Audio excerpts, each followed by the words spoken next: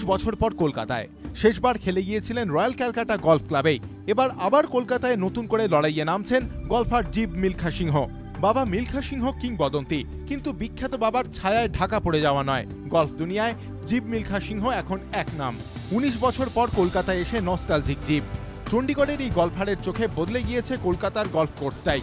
বৃহস্পতিবার থেকে শুরু হতে চলা ম্যাকলয়েড রাসেল গলফে এবার তারকার ছড়াছড়ি।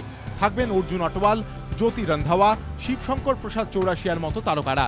সামনে কঠিন লড়াই বলছেন জিব। बहुत अच्छा कंपटीशन होएगा।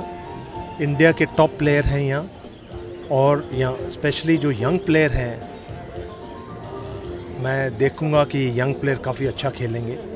बट हम भी हैं, तो हम सब कोशिश करेंगे हमारा शायद एक्सपीरियंस चमक जाए, तो यही कर सकते हैं। খেলাধুলোর জগতে বিখ্যাত বাবার ছেলেও সাফল্য পেয়েছেন এমন উদাহরণ খুব কমই আছে। ব্যতিক্রম জিব মিলখা সিংহ।